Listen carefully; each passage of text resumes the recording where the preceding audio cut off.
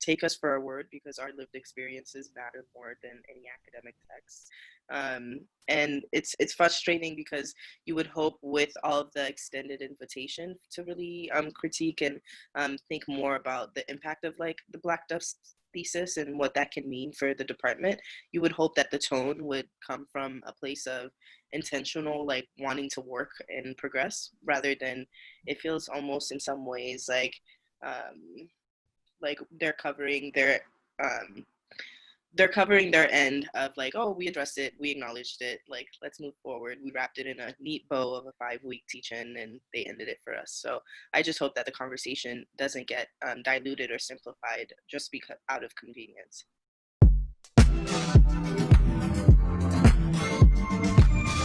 So maybe this is actually quite the smooth transition into this larger conversation. And so I hope it's okay that I share my screen a little bit in a couple seconds. There's some screenshots that I think are relevant to this conversation. And we can just kind of continue with this movement. And so I'm really glad that we've already kind of started talking about the context that produced this document. And I want to be clear that I'm using this terminology deliberately, but the things that we've been subjected to in producing this document and since it's been emailed out. And so this reflex of people in academia or people at elite institutions, white institutions, to intellectualize and to abstract from the immediate context, I know for me has been like really, really harmful, very angering, very frustrating, and pretty exhausting. Y'all, I did collect a couple examples that like, I don't know, people should know. We talk about this and we have come together over this. And so hopefully I can share that sort of, just a couple sort of like excerpts from the emails that first emerged when props to Dana for starting a conversation and wanting to facilitate a space where the department dealt with what was going on and we weren't just sitting in the dark. Though some of the responses in that public conversation were a hot mess and also like not really attending to our needs. So I just have like a couple. I know there's others that I left out, but like one that just immediately jumped into sort of like academic sort of tropes, right? Like this came out of a specific moment where we all watched for 8 minutes someone get executed on the street and is videotaped, and dealing with that, the pain of that moment, and then also thinking about our own experiences that might have mirrored that or something close to that, thinking about people that we've lost, or just thinking about like how awful it is that that could happen to any of us and has happened to people that we love, and sort of that kind of happening, and then it just jumping into like this like trope of like silos or like, you know, these buzzwords of spaces and justice and equity. These are important concepts, but how are people showing up for the Black people who live with them and who work with them? There's kind of immediate discussions about a major and a curriculum. I know a lot of us saw really early on, like the conversation hop into like a curriculum reform, and like that kind of being where things were abstracted. Okay, there's this problem of injustice or racism or something kind of out there, and like we need to change our readings and change class offerings, and this, you know, this email centered like we need to provide students with something, as if like students were the only people who are like agents of racism or people who are here to learn, or here to do better. And I mean, there's, you know, another sort of discussion about class and then how DUSP could be a leader and sort of situate itself nationally, which is, again, just like really dehumanizing when a lot of us are still mourning death. And we also knew that death was coming in the response to that injustice. I think like a lot of this was like crystallized in sort of like suggestions for random shit that we didn't ask for ever, such as like a 90s rap course, and, you know, our lives being sort of typecasted, I don't know, stereotyped as like raw, unfiltered, urban life that many Black Americans experience, you know, opening suburban white people's eyes to things. I think I might have one more. And I think after we had organized, we encountered such a diversity of ways people wanted us to perform. And so I think just to start off, and I'm talking for way too long, I'm so sorry. But the thesis is us articulating critiques and our needs and our demands on our own terms. We already know too much effort probably went into like packaging it a certain way, and that process is so dehumanizing. Thinking about how you're branding something that is required for Black life is dehumanizing and violent. And so to go through that process, and then for it not to be as accessibly incorporated into other people's processes, being read as non-participation, as was stated here in an email that went out to a large part of the department, it was really messed up and really a really harmful way to start a process of transformation. And I think that's all my screenshot receipts for now. But I just wanted to sort of put those out there for all of us to see and all of us to feel. And lastly, it's kind of a shame that something that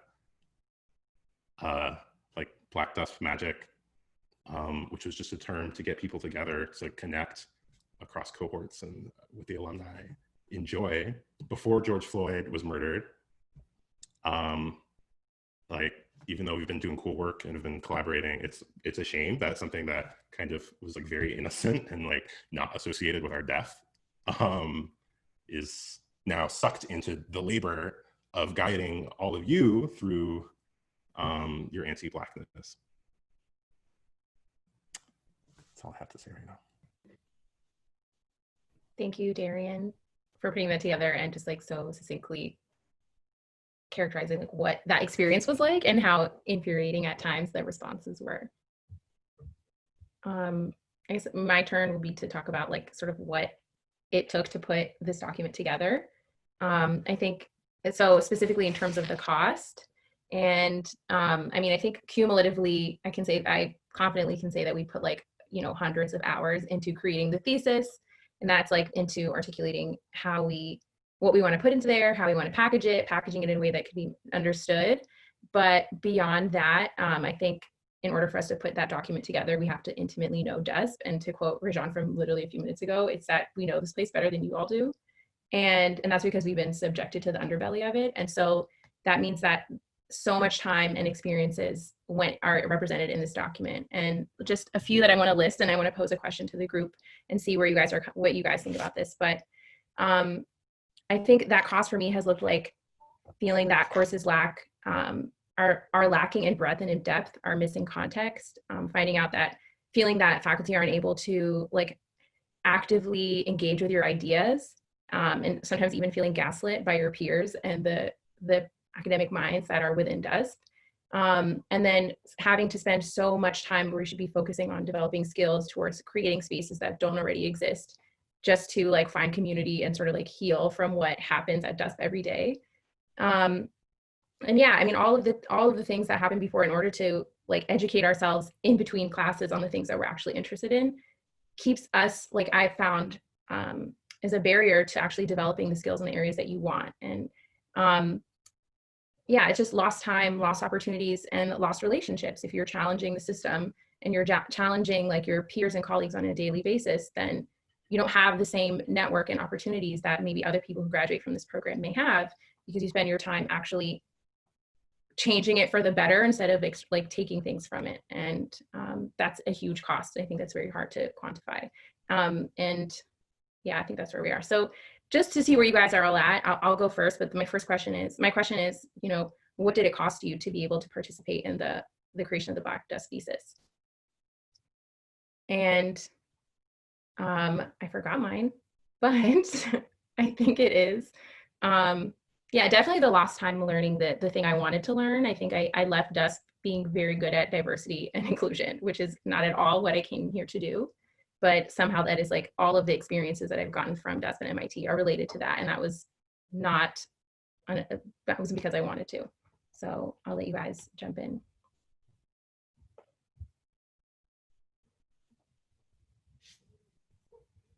Everybody's on mute. I can go. Yeah, just kind of like piggytailing off of you, piggytailing, I don't even know if that's a word. So I'm piggybacking off of you, just really thinking about like how we as Black people, and me, I can speak for myself, like did not come to DUSP to do institution building work, you know, like we, even though it's highly subsidized, are still paying a portion of tuition to be here, you know, we're paying for a service, and we didn't necessarily come here to be doing the work of diversity and inclusion or articulating our pain and trying to be consultants essentially, you know, like maybe that's what we plan to do after we came here, but this is a time to be selfish and to focus on the things that we were doing before and figure out ways to do them in better ways and to learn from some of who we thought and who sometimes are the best and the brightest in the field as well. So just thinking about all the time that we spent on this could have been time that I spent developing projects, thesis proposals, you know, like talks, and just really trying to take advantage of all the resources that this once in a lifetime opportunity of being at a place like MIT, like DUSP, you know, could provide. And those are things that like we sacrifice when we're doing the work of institution building. And honestly, kind of figuring out ways to get folks to listen to the things that we know, you know, to be true. Yeah. I can jump in. I think I agree with everything that you all said. I think a reality also is like our mental health. And I know for myself personally, that was a big thing that changed in my time at DUSP. So just like struggling and having new struggles with mental health that were based on the environment. That part is just like, it was just beyond difficult to navigate. And the fact that I felt some personal relief in the awful tragedy of like the COVID pandemic and the fact that it forced me not to come to campus anymore, like the fact that that actually helped me get through the last semester of my time at DUSP is just like, it's scary to me. Like that just shouldn't be true. And then I like, again, agree with the time and the relationships piece. And I think that that is what kind of attributes, or its factors like attribute to that mental health piece. You know, so my first semester, I had several conversations that I knew people were going to see me as the combative one or whatever, you know, oh, she's questioning things that I'm doing kind of moments. And those moments then like, I, because I am a Black woman, have to operate in thinking about other people's feelings because their feelings about my actions can like decide my resources and the way that I'm treated in a way that doesn't happen to some other folks. And so that, like, even that happening just so quickly into first semester, it was just, it was mind blowing. And it was also it wasn't mind blowing because I know that this is how it works, but it was just, it really took away from just like practical things, like a very practical thing that I even wrote in my personal statement that did not happen was like, I was really excited to come and work with folks that were like-minded and interested in operationalizing equity into like programs by city governments. Because I was working with city governments, and I was like, you know, so like, I really thought I can meet all these people and have this exchange of ideas of like, wow, a program can functionally work like this. Because what I was finding as a practitioner is being in these city meetings and things like that, and having folks challenge the practicality of equity work. And I was like, wow, if I can meet other people and like learn some GIS, a little, you know, strengthen my quant, like, and have other practitioners and build a network of folks who have actually maybe already built these projects or built these programs or know people who have, I'll come out of here 2 years later able to like go back to either that city government or a different city government if I wanted to continue that work and like be like, hey, this can happen. And like that, for example, is just like a very practical thing that I think a master's program can and should be able to do, did not happen. Because it was just, at that point, there was just so many issues that I think you all talked about, but the mental health piece, I think, really attributed to all of that.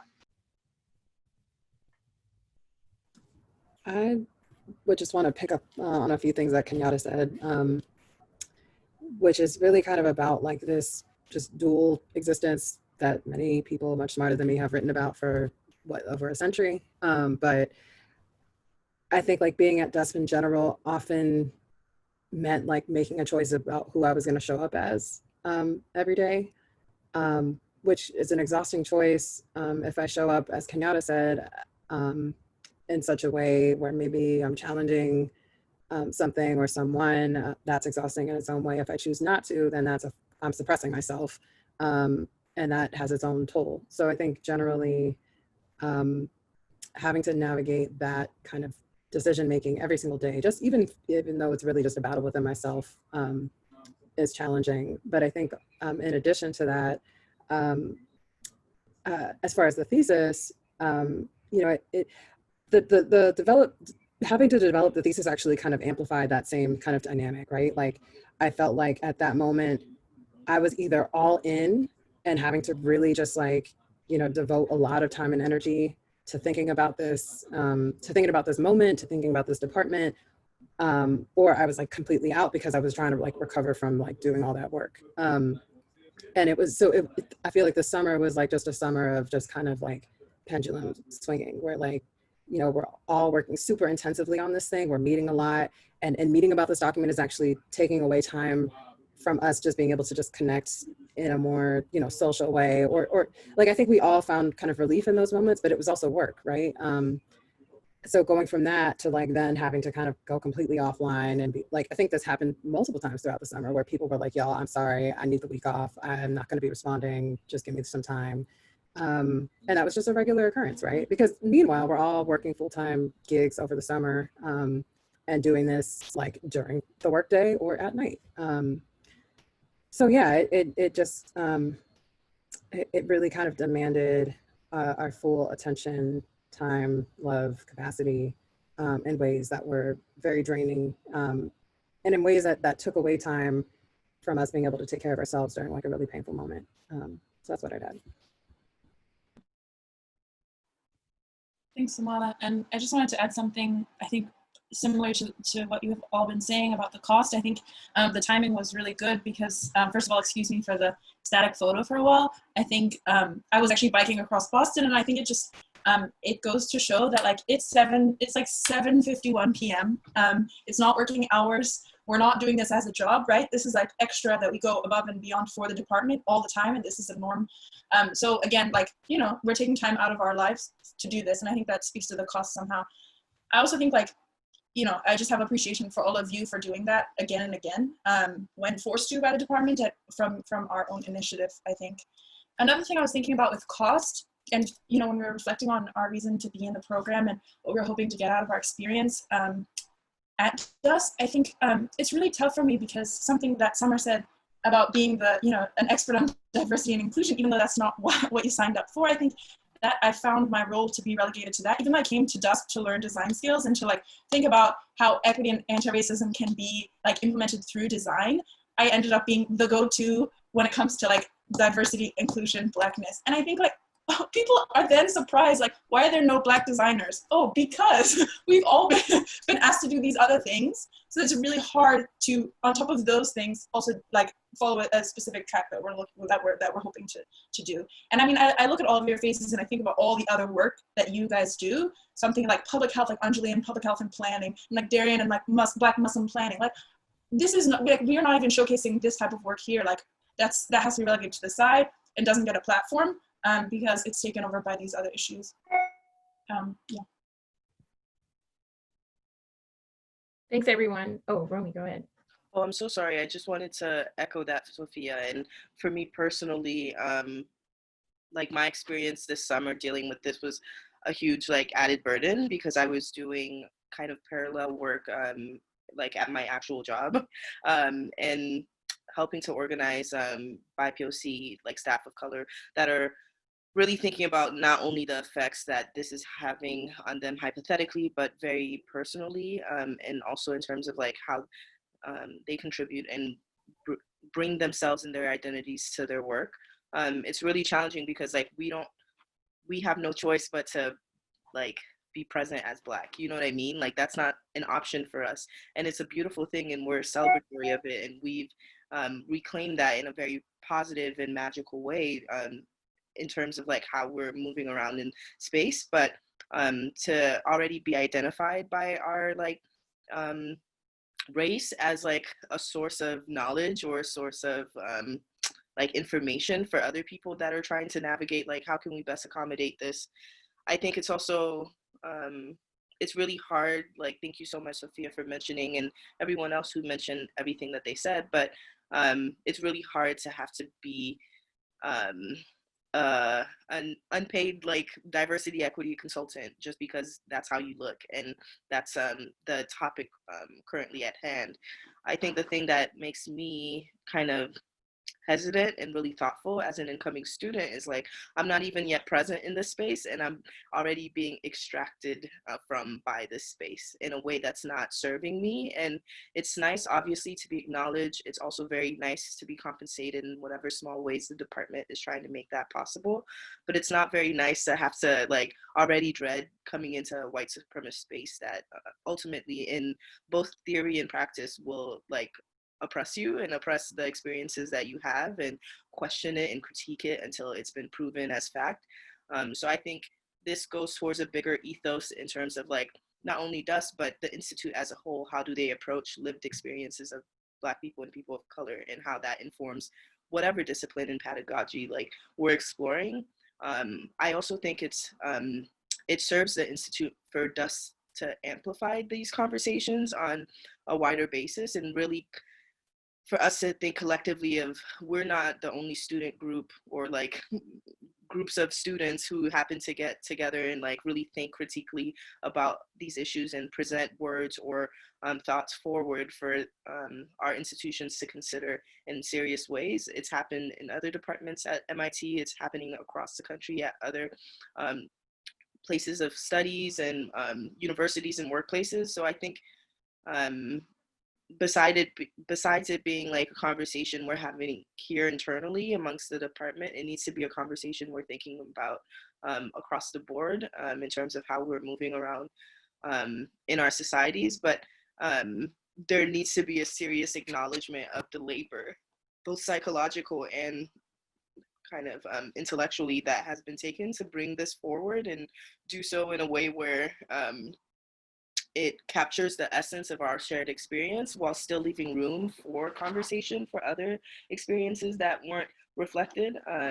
But it's also very demeaning, at least from the tangential conversations that I've heard, to hear that there are other groups of people who either identify as BIPOC or other critiquing our centering of Blackness in these conversations. And I think that's something that needs to be really at the forefront of the conversation. Why are we centering Blackness, and why is it important to do so? And it's not like that's a non-negotiable. So for me, that's kind of where I've been operating out of, and something that, just like you said and everyone else said, I'm like burdened to have to bring with me into my academic career at DUSP before I'm even in that space, just because this is who I am and this is how I look. But yeah, I just wanted to mention that.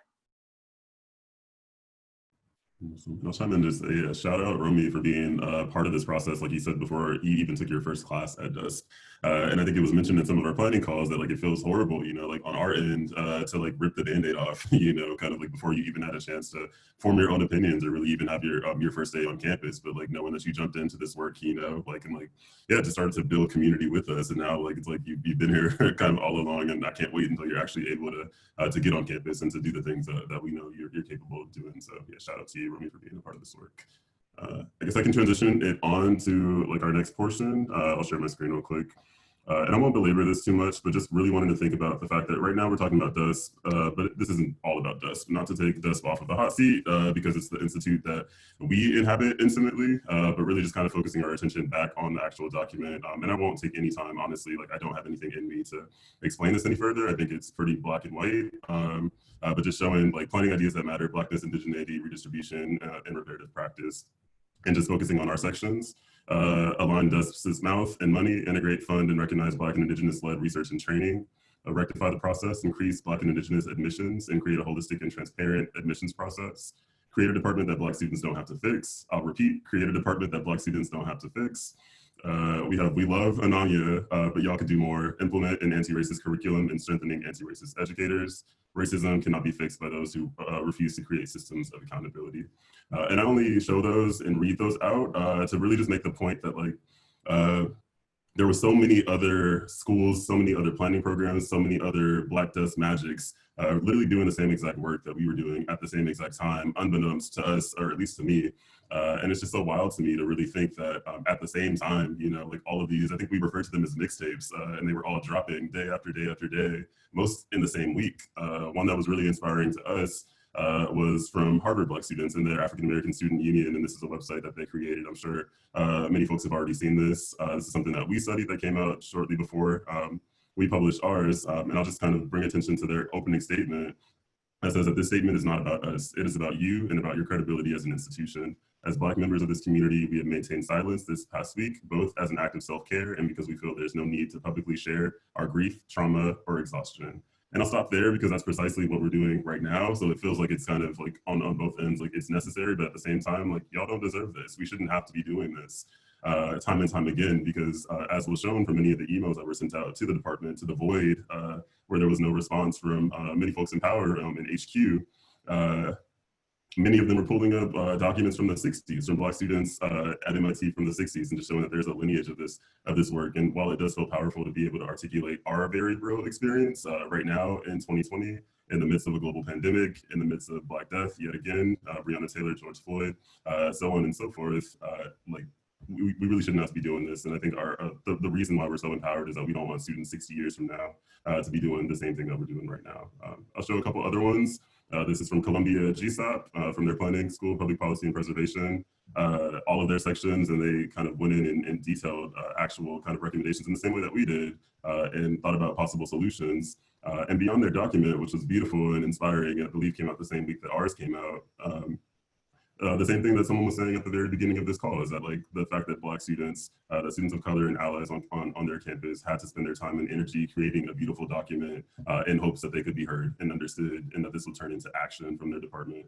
One thing about Columbia is that I really appreciated was the fact that they, in addition to creating their document and listing out their demands and potential solutions, came up with a system for accountability tracking. And I'm not sure how this came to be, but maybe this is something that we can think about doing here on the DUSP side, but down to every single problem that was enumerated to student source solutions, really kind of going along the rows and seeing kind of who is responsible for acting on that. Is it current students? Is it faculty, junior faculty? Is it tenured faculty?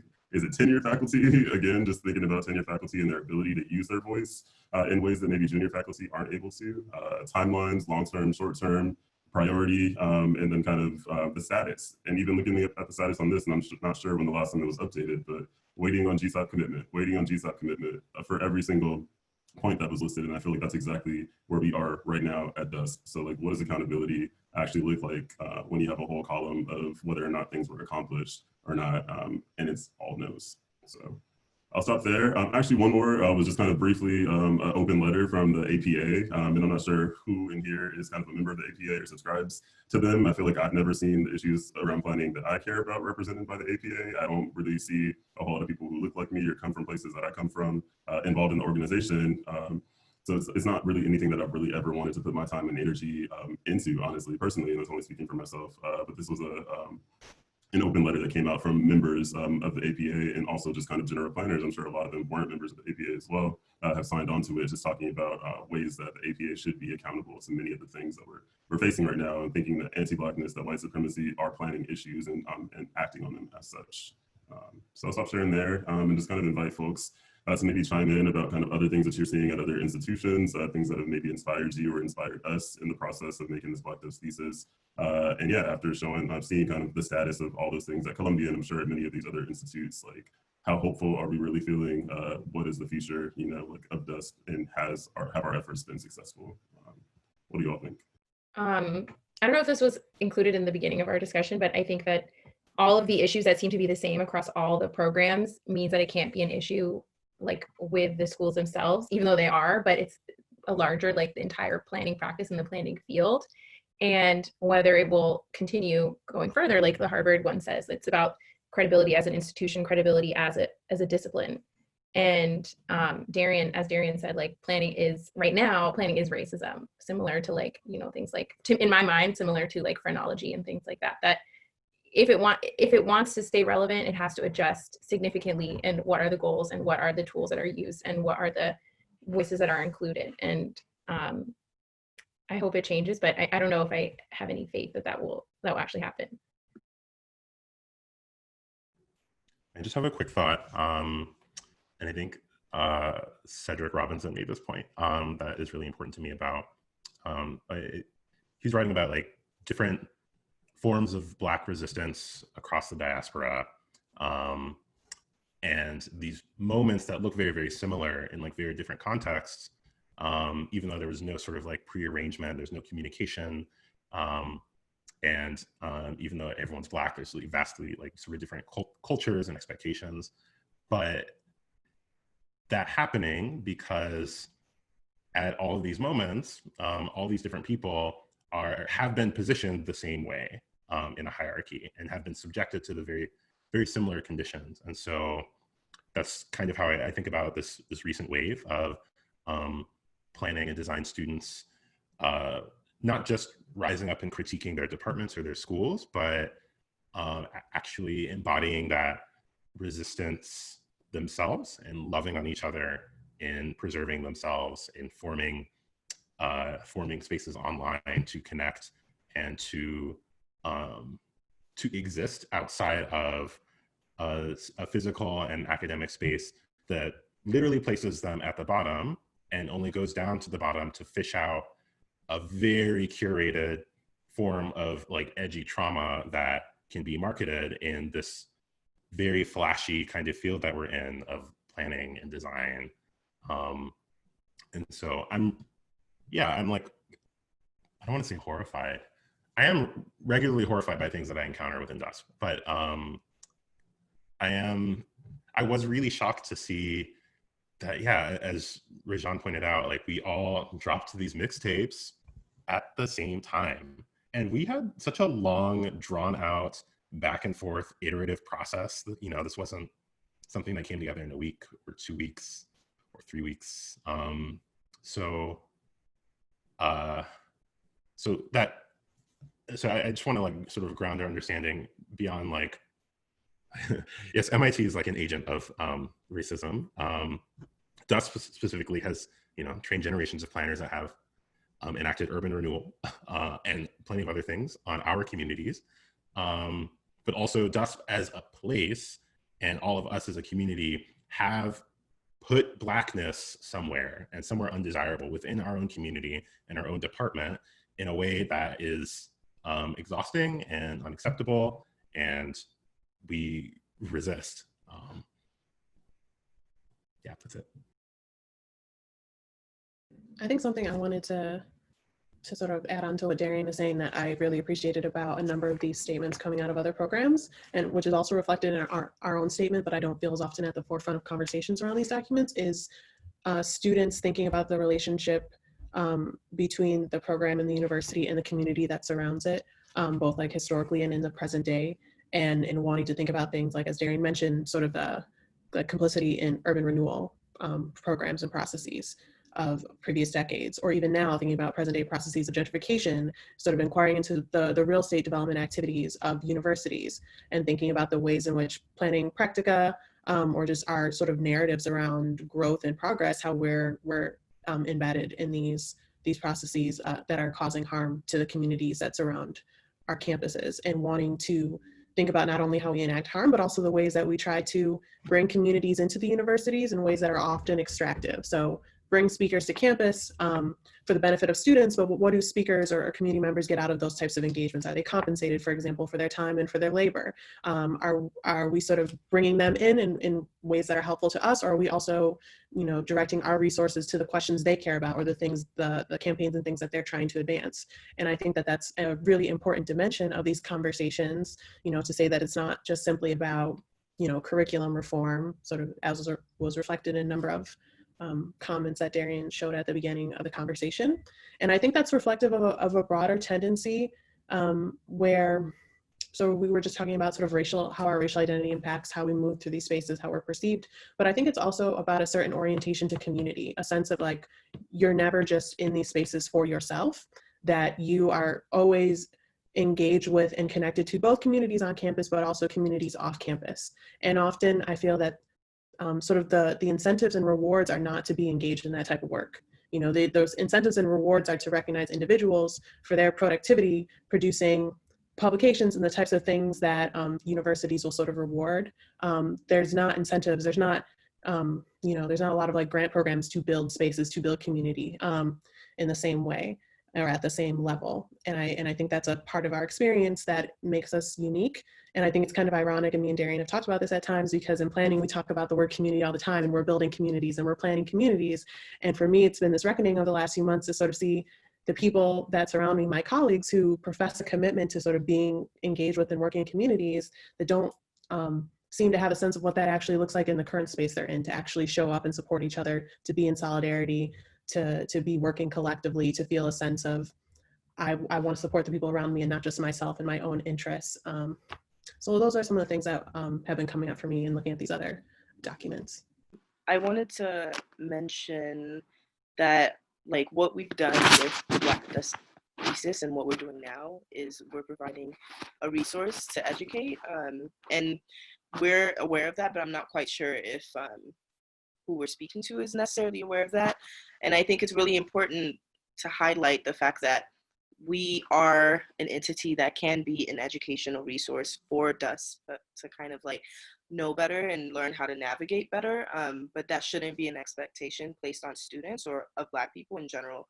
And I think it really needs to be, again, we have a long list of suggestions in terms of like how to better shape the department to handle a lot of these issues, but I think there needs to be a grounding and centering of critical race theory, and not only the like teaching pedagogy at DUSP, but also the development of professors and lecturers teaching at DUSP and speaking at DUSP, but also in terms of like the required expectation of awareness for students operating in DUSP. These issues are going to come up regardless of how you look in your practice and in your work, and it's either going to be in a situation of being oppressed or oppressing another group, and I think it needs to be really intentional the ways we think about how intersectional critical race theory is applied, not only in theory, but also in the lived experiences of like people of color across the board. I've seen examples, I don't remember the specific school, but there's a university where they've centered their entire English department to focus on accepting incoming students that are highlighting or interested in critical race theory as a part of their educational experience.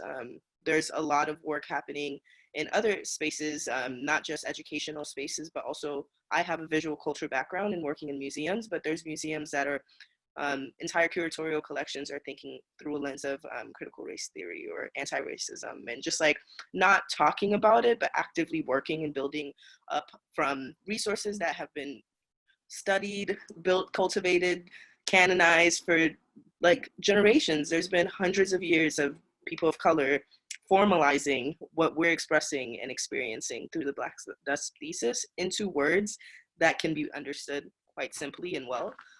We've even provided a long list of the resources that inspired us and shaped our ways of thinking. And I think it needs to start there. Like, I'm not really quite sure if everyone is on the same page as us about what we're talking, because I think for some people it might still be a question of, is this an actual thing or is this important? Like, what is racism? There doesn't need to be a definition for what is racism. We're living racism. So I think it should more be focused on dissecting racism and dissecting the ways in which it insidiously creeps into not only our teaching and our practice, but also our sense of self and our selfhood. So I think DUSP, and like including everyone at DUSP, should really consider in what ways can the pedagogy, but also the experience of people navigating that space be centered with a context of critical race theory, so that this isn't a hypothetical, but it's based in canon that can help move us forward into practice. I just want to make a quick point that things that both Enjoli and Romy and Darien offered kind of are bringing up for me, and it's that, and I might be getting a little bit ahead of myself, but I think what the thesis is calling for, and really like the question that we should all be asking ourselves, or departments should be asking themselves, or faculty should be asking themselves, is like, how much power are they willing to give up? I don't think our vision is necessarily to kind of just invite more Black students into a space in which none of the power dynamics are shifting. I think planning as a discipline is predicated on, like, what people would consider successful planning is planners effectively kind of accruing, deploying, siloing power, right? In ways that very much kind of align with white supremacy. And if we don't transform that, I don't really think anything's going to change. Even recruiting more Black people to the program won't actually get at some of the problems that we're talking about that are endemic to planning, that are endemic to planning education. And so maybe this is a nice segue to the next topic that we wanted to cover, but I think I really just wanted to escalate that this is not just about, like, critical race theory. Yes, everybody should be fluent in that. But at the end of the day, I think it's also a question of, like, how much power are you willing to give up in order to kind of see through a beautiful transformation. And I based on our experiences so far, I think there are more kind of cosmetic ways to kind of show, or superficial ways of kind of giving up power. But, like, even when you just get down to, like, the incentives, like Enjoli mentioned before, of, like, there's no incentive to kind of plan, quote unquote, equitably, right? Like, the discipline is just not structured in that way. There are incentives to plan in ways that kind of center profit and center exploitation. And so in those kinds of scenarios, what are the ways in which planners, and the structures that kind of govern the discipline can kind of transfer power? And I think if the conversation doesn't move in that direction, then I think we're limited in terms of our ability to actually transform ourselves. Yeah, Somala, I think you're raising a really important point. This sort of idea of, is this about just simply a process of addition? We need to add new readings to existing courses. We need to add new courses to the curriculum. We need to add maybe new faculty in a couple areas. We need to add more Black students. Is that going to be enough to address the concerns? The concerns, again, that we've seen are not unique to a particular institution. What is really required to realize that the broader visions that people are calling for? And so I think it's a question of it's about transformation. It's not simply a question of addition. And I think to read our document and read these other documents through these lenses, as you're saying, requires us to reckon with power. How is power operating in these spaces? Who has power? Who doesn't? Who actually decides where resources go? Who's able to challenge that? Who benefits from the existing allocation of resources? Resources could be everything from physical spaces on campus. It could be sort of discretionary funds that are given to faculty and to students for research or other activities. It's all kinds of things. But to really step back and think about that, and not simply say, oh, we're just missing a couple people, we're missing a couple things, and we can add those, and then we'll be good. And that also then means that there are things that have to go. It's, maybe some people need to lose positions. Maybe things have to be taken away from curriculum, from the existing programs, from the physical spaces. And I think this is obviously much more difficult for people to imagine. It's going to actually force people to potentially have to give things up or change. They can't continue to operate as is, and we're just going to sort of bring in new people to sort of address these gaps, but that everybody is required to sort of orient themselves to this place in a different way, to rethink the way they go about things. And that demands much more of all of us. And I think it's exactly why people don't necessarily want to think at that level. I think that's also a much more longer term conversation. And so I guess I would ask of this group, kind of, what are your thoughts around this idea? What sort of changes do you really think are necessary to get us to be moving towards a department, and also just a field that is much more responsive, much more engaged to justice and to equity and all these other words that we like to throw around?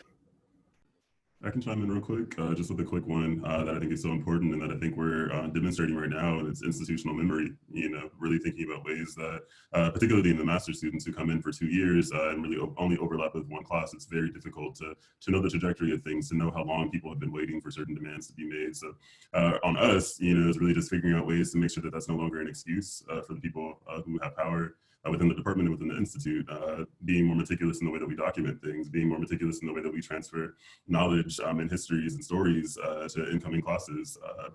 I think that's one way on us, and that feels like it's giving us more work, and it is, but in turn, it's producing accountability.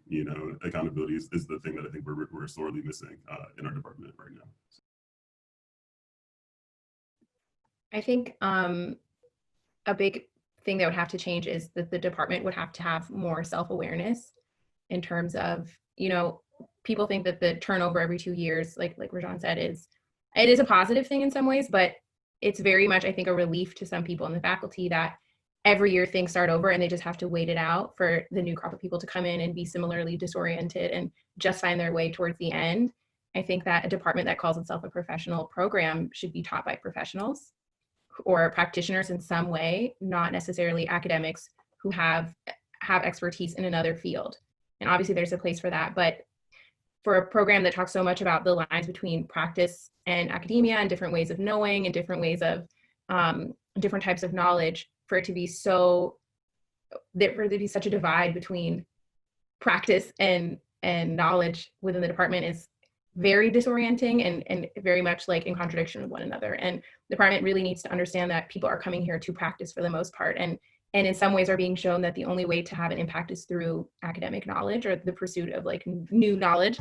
And some people take that path, but the other path is not necessarily shown or even held in high regard in some places. So I think the department really needs to get to know itself in a very like sober and honest way.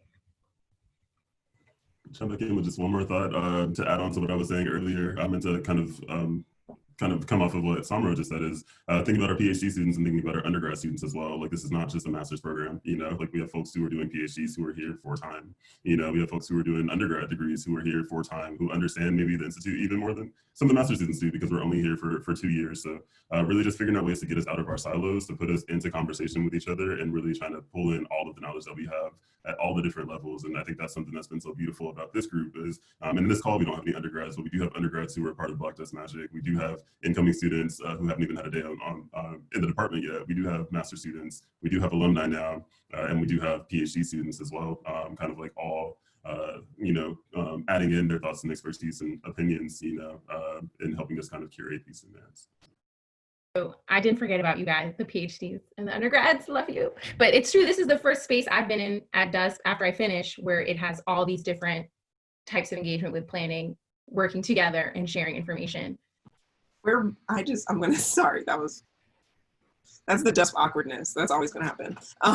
But I think one thing I want to say to that point is that we're modeling things. And I think it's so important to take, I just don't want to say take a moment because people try to take too long, but like, there are PhDs and master students and undergrads, like all of that that the diversity of the way that folks are coming to the discipline is the same way that the department should be built. And I think that's what people are saying. That was like the first point I just wanted to say, because it doesn't take away from the fact that there are academics that are scholars that are going to like deeply their practice of knowledge around this field. And then there are practitioners who are deepening, expertise in different ways of like operationalizing or like, for lack of better words, like they are the practitioners of the field and we work with each other. But like, I think what Samra is trying to bring up is the fact that our department in so many ways really takes the idea of the practitioner and like really struggles with like what to do with that. But we have a whole like master's program that is supposed to be focused on training those practitioners, but they're not given the same type of, or we are not given the same type of support in terms of leaders and classes and like who is teaching us. And I learned as someone who identifies as a practitioner, I learned from the particular faculty that really supported and were doing work that I felt like I could see myself in. As like they were amazing folks as scholars, as academics. So it's not that we can't learn from one another, but it's that we want to like level that in someone. I think that part is important to say. I wanted to, for like 2 seconds, add to that, and thank you so much for sharing that. But the thing that I also really appreciated was the non-hierarchical approach that we all took. No one came in with ego or like tried to assert or dominate conversations in any particular way for any particular reason. I think it's a testament to all of us as individual, like, good people, and it's like a good group and a good vibe. But I also think it's important to be intentional about that kind of approach in what we're doing holistically in DUSP. And I think back to Samra's point about like really power mapping and thinking about leveraging power and how power can be exchanged or kind of leveled, that needs to be intentional in terms of hierarchy as well. So I just wanted to add that, but definitely resonate with everything that you said. I just want to connect some reflective thoughts from Samra and Somala and Enjoli specifically on the idea of being self-aware and the idea of giving things up. And I mean, this is, you know, this is an idea that that we tell ourselves in the department, that, you know, the idea of reflective practice was like developed here at DUSP. Some part of that, and we talked about this a little bit at the town hall, where we have to be really honest about how DUSP and MIT in generally is really attracted to very kind of flashy, surface level, globe-trotting, cosmopolitan experiences of people, and how hard it is. So I just know from my experience personally in my conversations with the other Black people in the department, some of us have left jobs because we felt like we were being asked to participate in race, like a concretely racist project. Some of us have left research opportunities because not only was, you know, maybe the space racist, but the actual work itself was not centering the world that we want to build and the world that's habitable for us. Plenty of us have struggled with that in teaching spaces. And I think, I don't want to speak for everyone, I think all of us to some degree have sacrificed something just in the process of reflecting on the implications of our work. And I don't think that is something that is openly discussed at DUSP. And I don't think that's a practice, as reflective as that is incentivized or encouraged at DUSP. So we've lost money, we've lost rec letters, we've lost professional contacts, we've lost time, we have decided not to list entire things that we were spending a whole semester or a whole summer on our resume or CV because it's shameful. And that shit's hard. And I know there are non-Black people in the department who have also developed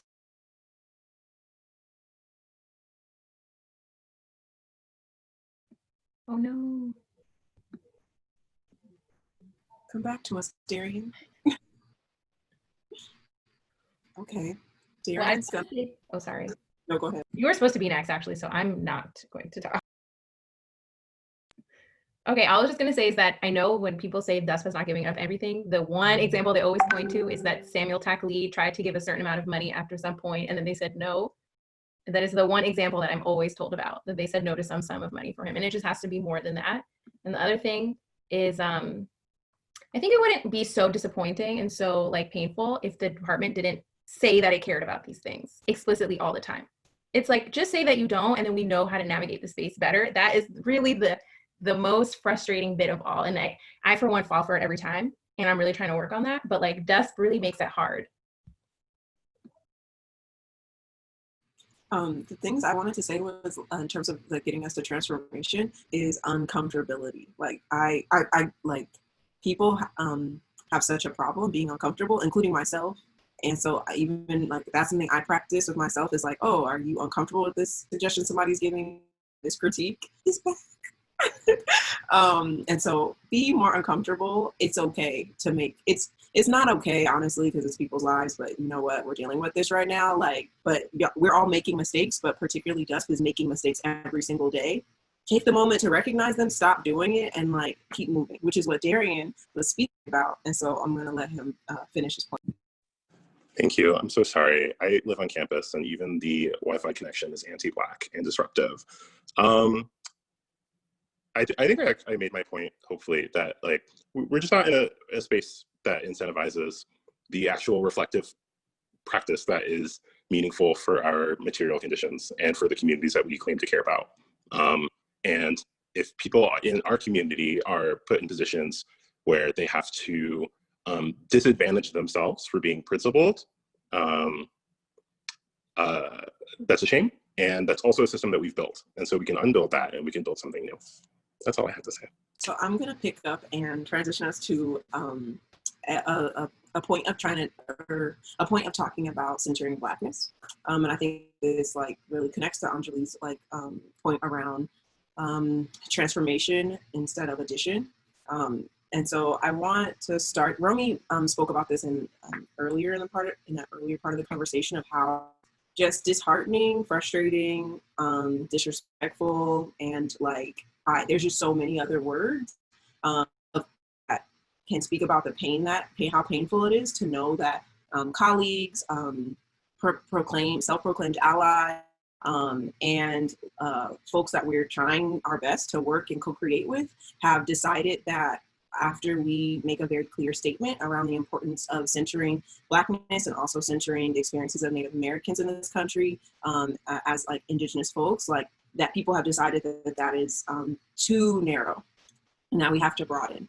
And so I want to start by saying that in every single classroom at DUSP, there may be one or two that I think magically are doing something different, but I don't think so.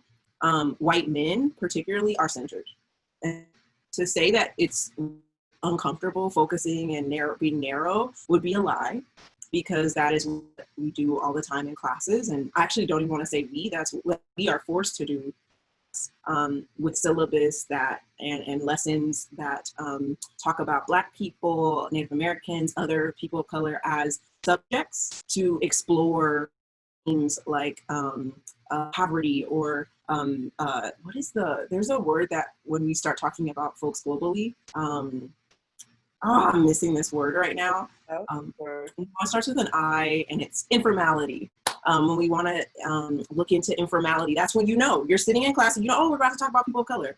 And so I only know that because whiteness is centered in such a very, very ridiculous and harmful way. So I want to challenge anyone who says that centering Blackness or centering indigeneity would be too narrow to know that you just don't agree with us. Instead, name that and be honest in that and lead in that. And if that makes you uncomfortable, then create space for yourself to learn. So that's my frustrated point on the idea around people challenging this idea of centering us and centering our Native American brothers and sisters. And so the points I just want to for opening it up with a question that I wanted to bring up is that those that I just said, also just the recognizing that when we're talking planning, particularly in the US, and then as we think about in the broader Americas, and then globally, someone already spoke to this, I think, we are talking about an institution and a practice that is sitting upon a system of power that decided, where individual people decided that Native Americans in the US particularly should be stripped and murdered for their land. And that land is now what we plan on. We decide where we want to put resources and shopping malls. A reality, and so we can't actually talk about, if you're really interested in freeways, you can't talk about freeways without talking about Native American communities. You can't talk about freeways without talking about Black people, because literally, we all know the story. Well, I don't even know if everyone knows the story, but I'm not catching you up.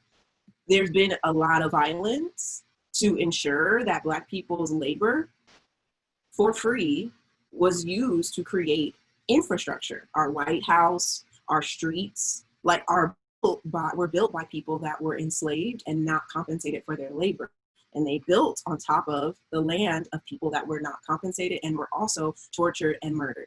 So you then cannot do anything in planning without talking about those communities. And that is what we're saying by demanding that you center Blackness and center indigeneity. And so I want to just like open it up to kind of have a conversation about what it looks like to with intention, focus and lift up the identities of Black people and experiences of Black people, the experiences of Indigenous communities in the work and the way the department is shaped.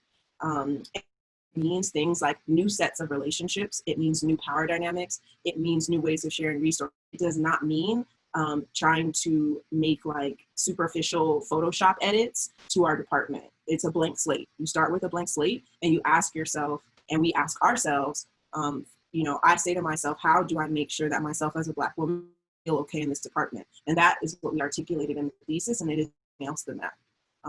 And so I want us to kind of have a moment to talk about what healing looks like, what building trust looks like, what building collective power looks like, and what sharing resources looks like, and allow us as a group of Black people something that we don't get time to imagine, because we're always forced to recreate, edit, and try to fix ourselves into already white centered spaces. So I would like to open up and hear, allow folks to share kind of what, you know, if you're able to like imagine your like ideal kind of like work that you'd like to be doing, ideal surroundings as you're trying to like further your scholarship or further your practice, what some of that looks like. And I think we've articulated a lot of this in the thesis in terms of like the steps. I almost want us to I do want us to allow ourselves to go even further. You know, it's 2050, like what do you want? And to try to bring in Afrofuturism and allowing us that space to imagine. Can I just throw in, I also think what emerged from our conversations with making sure indigeneity was also deeply part of the Black DUSP thesis. It goes back to what was said earlier by a few of us, of our department as a community that occupies a physical space, Building 9 currently, on land that belongs to people that are still around, and specifically the Wampanoag Nation. And so all Black people globally have a relationship with imperialism. Black people globally are colonized. That complicates our relationship with all land that we find ourselves on. We are also indigenous to somewhere. Some of us know and some of us do not. But part of this conversation, as written in our thesis, deals with that sort of global relationship with capital and white supremacy and imperialism, but also deals with Building 9 as a physical place sitting on a spot on Mass Avenue in Cambridge in Massachusetts. And it's really important that we attend to that and don't abstract that out of our conversations. Thank you for that. That's a beautiful addition.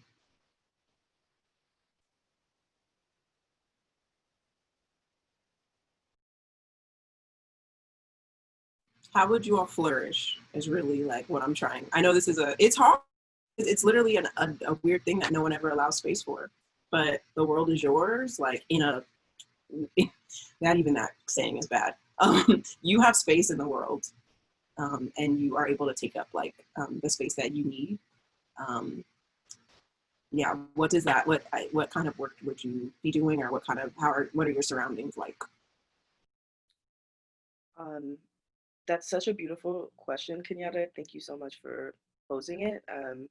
And also thank you for recentering the conversation back to our kind of individual aspirations for just our lives, but also our practice. For me, just thinking about, especially with the context of coming into DUSP but not really yet being in the planning space, and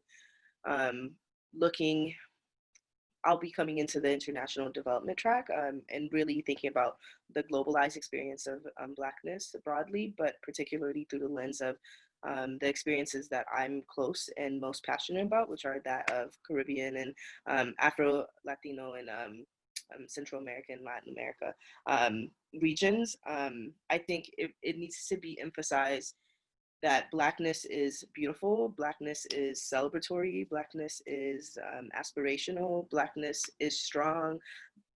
there needs to be an intentional affirmation of Blackness within the context of the ways we're learning about them, and working with those communities, especially thinking of DUSP as like the #1 planning school, especially for international development and planning, which, as we see, like, we're living in a globalized world. Whether or not we want to have an international lens when we think about experiences, it's just a thing that exists now and has always existed, but now we have to confront kind of the reckoning of what imperialism, globalization, capitalism, colonialism, all of those isms have done to not only Black people, but people of indigenous spaces that have been dispersed everywhere.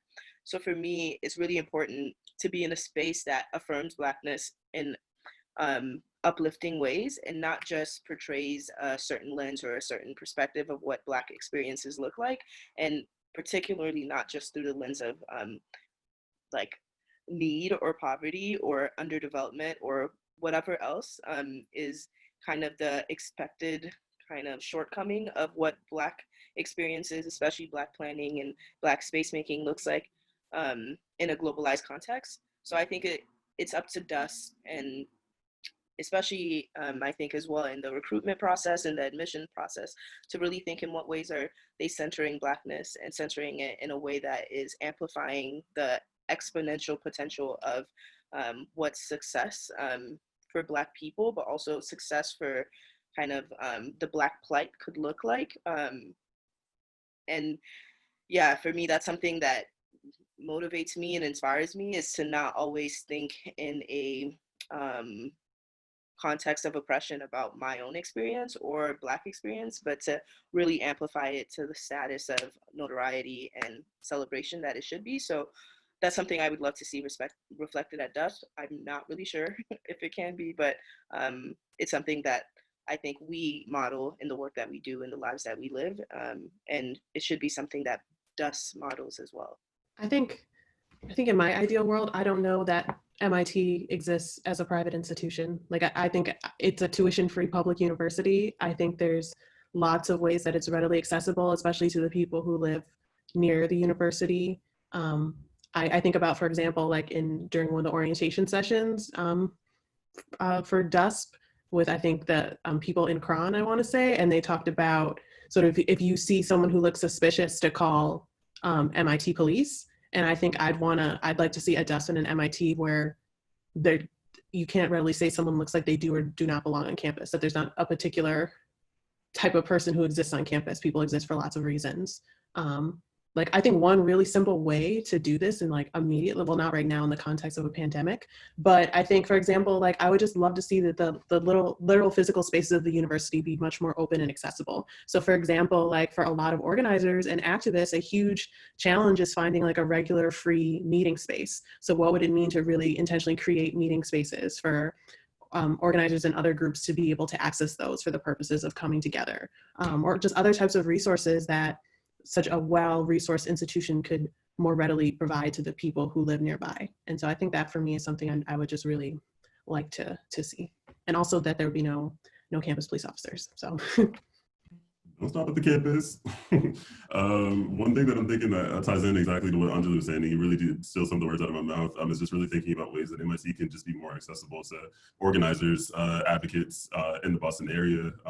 Two things that I've been meditating on really this whole trash year 2020 is mattering, and just kind of like mattering as a term and as a word, and really thinking about like who matters, thinking about Black Lives Matter, thinking about planning ideas that matter, the title of this thesis, and really trying to figure out ways, like we were saying, like many folks on this call have already said, about seeding power and shifting power. I think a whole lot about some of the like really interesting experiments that come out of a place like DUSP, and how we're solving problems that nobody asks us to solve often. So how about, like it's really great that you did that thing and you had a robot swimming through a sewer or whatever it is that happens, on campus, but it's just like kind of who asked for that when there are like pressing needs, that communities have that are under-interrogated or under-investigated. So how do we seed and shift some of our power as academics? How do we like get rid of our savior complex and saviorism kind of as a core tenet of what academia is, particularly when it intersects with communities of color? And how do we really give some of that power away and let other folks who are actually doing the work, of planning our communities decide what it is that we focus on as intellectuals, at the #1 institute of planning in the nation is kind of something that I think the future should hold. Well, I was just gonna recap on that and keep moving, so please go ahead, Samra. No, all I was going to say was that I think that the department, like students come in with very concrete ideas, and I would love to see the programs reflect, like in some way, take into consideration what those ideas are, either through like curriculum or projects, and obviously it won't be one for one, but it feels like all of our well thought out ideas that are put into our admissions letter, like kind of get scrapped because we have to fit into what is available, or like I said earlier, like there's no academic person to respond to that, and having like someone show even the slightest bit of interest or guidance would be so immense. And I think DUSP as a, like I think part of the ways that DUSP is hard for students is that it's so incoherent, like the way that the emails come out, the way that we get information about scholarships and things, and I'm saying we, but I'm done, so like the way you all get the information that about opportunities within the institute, the way that you get opportunities for scholarship and things like that, they come through very piecemeal, and it is extremely stressful to try and make sense of what is there when you have no idea that there's a deadline coming up. And that those are ways that students here could make use of whatever their interests are, but because there's such a disorganization, it almost feels like intentionally. There's no other reason why in my mind that it should be so disorganized, but that is a huge way that would be able to like support students and just like be better and implement a lot of the ideas that we have, and just be making sense in some way. Sophia, before you jump in, I just wanted to say, so I thank you all, and I wanted to make the point, and I wanted to end here particularly, is that like the campus free or the police free campus in Enjoli's future, or the campus where like organizers are able to have meeting space, as like Rajan shade, or the campus that like sends out emails in a more coherent way that Samra spoke about.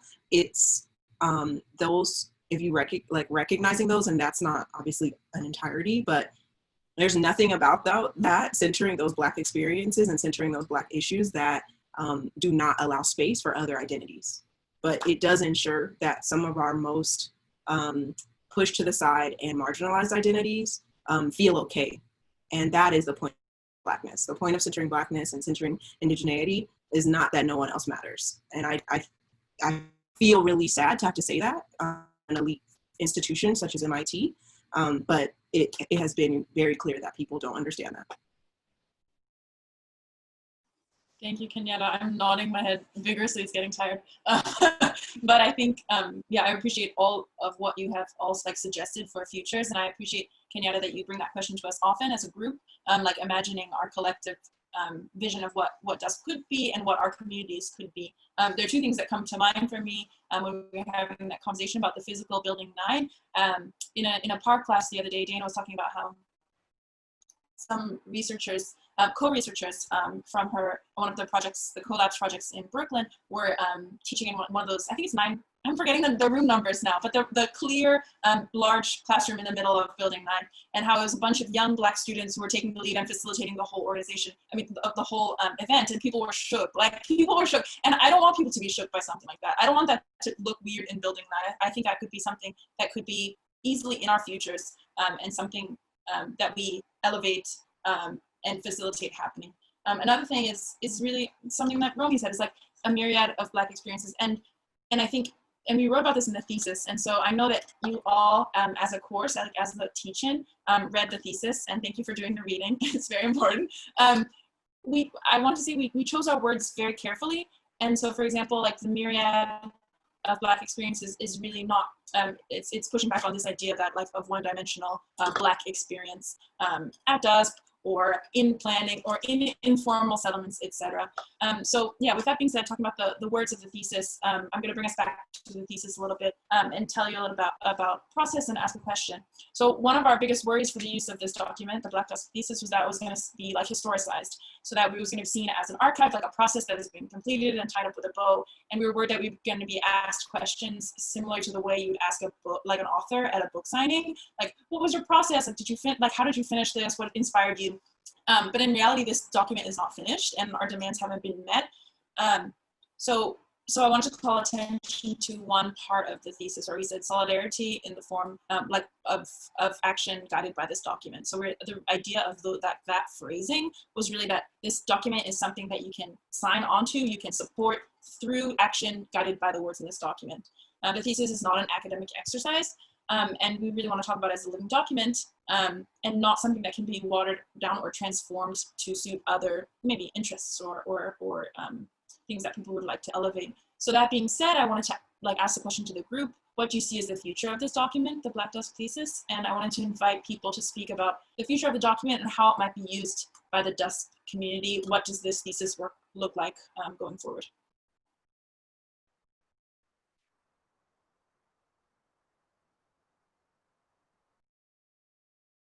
I mean, the thing that quickly comes to mind is what Rajan shared around what's happening in GSAP, of document becomes the blueprint for a accountability document. So I think that's just that can happen tomorrow. I just want to see, sorry, go ahead. No, please go. I just want to see this stuff done, and then I'm good, and leave me alone, right? It's a list of actions. It doesn't require, presently does not require rewriting, doesn't require sort of recontextualizing. There's so much work that went into, this is an action that needs to take place here within the department by this time. Let's think through realistic timeframes collectively. Let's workshop this. And so, to me, the process was, important to me. Probably going to be the most important thing I've done here at DUSP. But the document itself, I personally don't want to make it more than a list of things that this department needs to do and then move forward. And so in the future, I just want to see all of these items just with a strike through it. And in the future, I want the picture on the front page, which has gotten so much attention. I'm really grateful for that. I want that to I want DUSP to have an answer to those questions. And I want everyone within DUSP to have an answer to those questions within their practice. Should conferences or any sort of meetings be held within the realm of urban problems without grassroots attendance, and instead the appointment of so-called community leaders, or should MIT continue research in the ghetto without having the approval and active participation from the Black people living there? This vote is not a symbol. It's not a metaphor. These are questions that we all need to have answers for in our practice. So I just want this list to be done, and then I want us to move forward and do the work. I was just going to chime in and say, all the work shouldn't be on the Black students, there's a room for allies, for non-Black allies in this work, and really just thinking about this space and this teaching. And I know this is the last class, but it should really be the beginning and not just the end of something. It's not a wipe your hands clean. We are certified anti-racist and we can move on with our lives after this 5-week course, but really looking at this document and saying, what is it that I myself can do to push forward these demands that my classmates, these Black students that you've been looking at and listening to for the last however long we've been talking, and push those forward, and demand accountability from the department on the things that we've enumerated, I think is what my ideal future of this document looks like. So that spreadsheet that we showed before, that doesn't exist yet. That's something that somebody like Kenyatta said can make tomorrow. That's something that somebody should make tomorrow. And it would just make my day to get somebody to email Black DUSP Magic tomorrow and say that we did this thing, and here it is. And then maybe the next day somebody can say, I'm compiling all of the responses from departments and updating the status, all of these demands, and just really taking some of that work off of the Black students and really making it a department-wide effort as we've all committed to being anti-racist. I would also I think piggybacking off what everybody has said, I think, supporting this document is in meetings when you're talking about the future of DUSP and allocation of resources, bringing the thesis with you and saying, what can we strike off this list in this meeting? And that not falling to Black students and just continuously bringing it up. And that is a very easy, without further interpretation, practical way of keeping this document alive. Are we done? Any final words? Who wants to wrap us up? I want to wrap us up, if that's okay. I don't want the last word, but I want the second to last word. I do have a video that I'd like to play real quick. It's literally just a minute, but I think another reason why we're pre-recording this is really trying to censor ourselves and our needs in this process, and not really just kind of like subject ourselves to really just having to deal with a lot of stuff that we shouldn't have to deal with. So in the line of really censoring ourselves and our needs, I thought we could probably close with a moment of just looking at this quick video of this woman named Ashley Wilkerson. And she's really just doing a quick breathing exercise. And I thought it was very helpful. I turned back to it very often. Myself is to breathe. And most people are like, I'm breathing? Like, what you tripping about? But breathing deeply from your diaphragm, centering yourself, giving yourself the space and the opportunity to just listen to your breath. And it helps by placing your hand on your abdomen. You try it. Inhale. Exhale. Inhale again. Exhale. When we're stressed, all of our tension comes up here. And so we're breathing like this. And we can't even really talk. When you find yourself feeling overwhelmed, go to your breath. It's simple.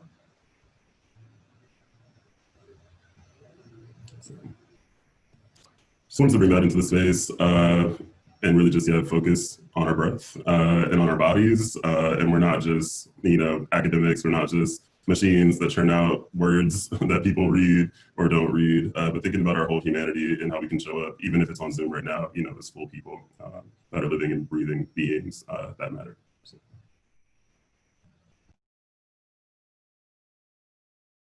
Thank you.